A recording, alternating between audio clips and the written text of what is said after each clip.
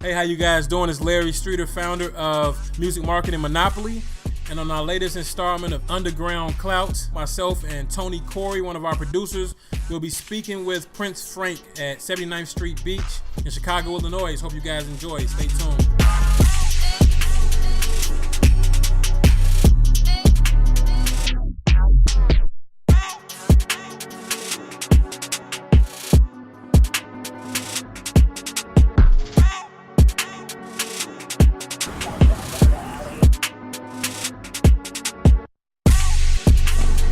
We're gonna let you guys hear a little bit at the end of the interview, but we got a couple questions that they want to ask. So I just want to give everybody my perception on music and my new perception on music that I've become to see since I've seen the new Tupac movie, and I really wanted to get into knowing about my real culture of music and actually my real culture and everything that happened in the past, you know. And I want to learn everything because I don't want to be out here like everybody else, not knowing what's actually going on in the world. I actually want to go and adventure, you know.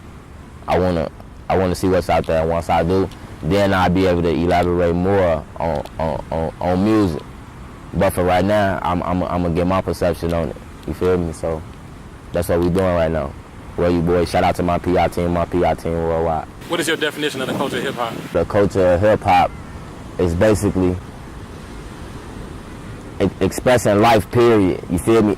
Informing your loved ones and the people that you love and you care about, and you tell them all the things basically through music on what to do and get them the tools to life and the tools to get to their trials and their tribulations and their ups and downs and whatever they're going through. Because I watched this movie and it was like it was these slaves. They was on a ship and they had to find their way off the ship basically by killing the people that was on the ship, the captains of the ships and the people that was controlling the ship and the people that was slaving them. And what they had to do was the people would make them sing a song where they wanted to see them. The people wanted them to entertain them. So one guy's wife had got took.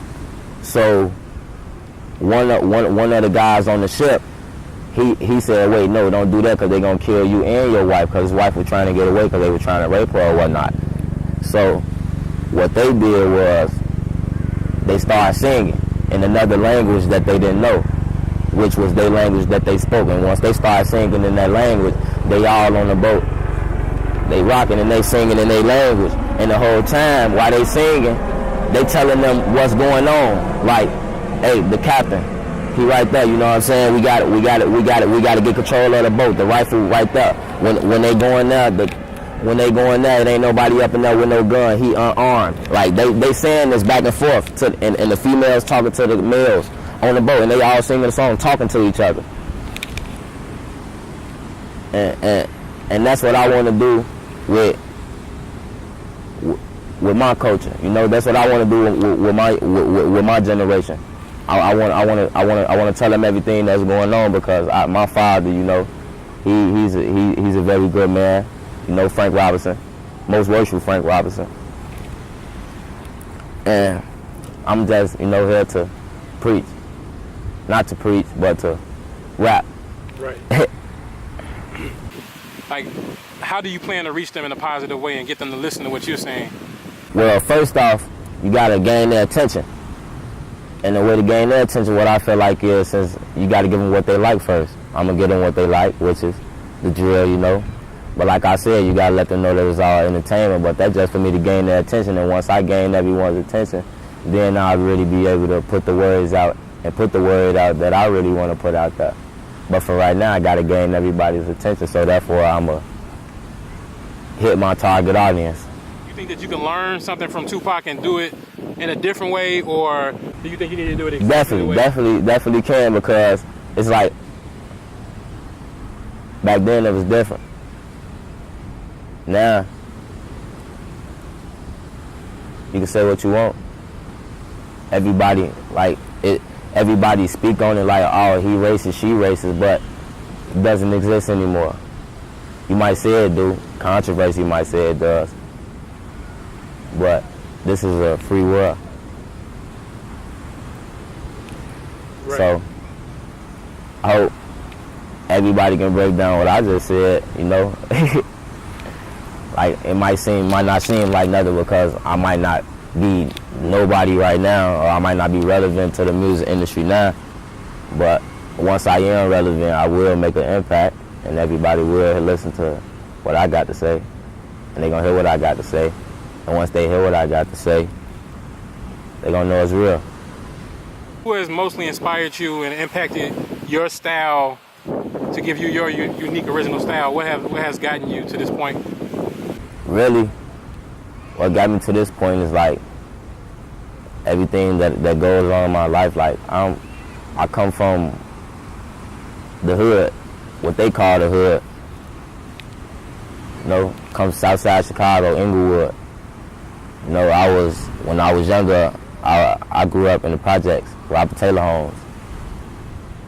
And then after that, I moved to the Inglewood area, south side of Inglewood. And it's like, it's a lot that's going on. Not in our area, but it's a lot that's going on in the world that people my age don't even know about or not even, man. Cause it's like, I'm gonna tell it like this. It's like, one day I was listening to my dad, and then he had told me this story. But I had looked it up, me being smart, I looked it up. And he didn't tell me the story, but he told me, he said, one day he was telling me something because I had got in trouble. And he said, boy, your ass, excuse for cursing, but he said, boy, you need to go look up the riddle of the Sphinx. And I did my research on it. And me doing that, I found out what a man was. You feel me? A man is, I'm the marvel of the universe with an 8-op understanding of life. I just gotta figure out the nature part. And it's like, every day you wake up, you get another chance. So I'm not gonna never give up on what I got going on with my music, because it's like the only thing that I feel like gonna take me out of the hood, which is where I don't wanna be. So I don't give up. Every day I wake up, I got another opportunity to get further to where I'm going. Yeah, that's dope. So what kind of music did your parents listen to? Like, what kind of music did you hear in the house as you were growing up? Like, when I was growing up, like, my mom and them, they like older, so I'm always listening to like Boys to Men type stuff, or like Kid and Play type stuff, like house party type music back in the days, you know, like the jump type stuff and the Genuines. Y'all know how I go. Like if you come from where I come from, you should know, because everybody really live the same. It's like your family, you know, they come over to the house, everybody that's in your family, because you don't really, it's like nowadays you can't really go outside or nothing. You gotta hang with your family. You can't. That's just how it is. You gotta hang with your family. So it's like your family come over, you know, and all your aunties hang with your aunties, all the uncles hang with the uncles. So, like, I live with my mom, so all my aunties are always over. Some of my uncles, they always come over here and but I'm always with my aunties and my mom and them. And when they got their little drinks and stuff, they like to listen to their little songs and stuff. And that's the type of music I grew up on. And that's why I really get some of my stories and stuff from my words from, like, cause I tried to, cause I was always trying to figure out, like, man, how you get people to vibe with you. So I started listening to those songs too. Like, okay, if I want them to listen to my music, I gotta find out what they like to listen to. So I started incorporating all that into my music too. And then I put with my generation music to whatever, country songs, whatever. So basically, I'm universal. Okay. I'm a universal artist. All right. So what are some of the things that you're doing, like, you know, behind the music, to kind of realistically, you know, have real success in the industry? What other things are you doing besides music? Besides music, like, I edit my own music. I do my own cover art, make my own logos, make my own designs. I promote myself, and everything that I've done right now with my music, I've done with me, my laptop and my phone. It might not seem like it now because everybody see like all the stuff that I post on social media, but it look like a big fan base. Look like I got like a whole team behind me when it's all just me. So what do you think? Now, you do things on your own. Why do you think that that's the best way to go about it? And what would you tell artists out there that feel like they need other people to assist them in what they're doing? Like, what would you say to them? Cause like all the movies that I watch, like Temptations, what was it? The Empire, all those, man. It's like to the Tupac movie, Biggie Smalls movie, New Edition. Like all those movies, like now, I don't want to necessarily say the artist got played, because at the end of the day, like they always tell them, did you actually read your contract? No, it's like, it's not their fault, it's your fault at the end of the day, but they always try to blame it on them. So I'm not going to go into that, but all I want to say is, for me, is what I seen was, yeah, stuff do cost, Like, yeah, you wanted the big stage with the fireworks stuff, You wanted the nice little cover art with the cartoons and stuff. That stuff costs. You wanted the videos with the little emojis popping everywhere. You wanted the MCM belt. You wanted the, you wanted the H&M shades. You wanted the ball name pants. You wanted the new J's that just came out. You wanted diamond rings. You wanted the chains. It all costs. And at the end of the day, when you giving something like an advance, or you giving something like whatever it is, I don't even know what it is. I don't even know about none of that, because I do everything myself. I went and learned about BMIs myself. I went and learned about tune chords myself. I learned how to monetize my YouTubes. I learned how to do everything myself, so I don't even know nothing about what they're doing. I got sponsored myself.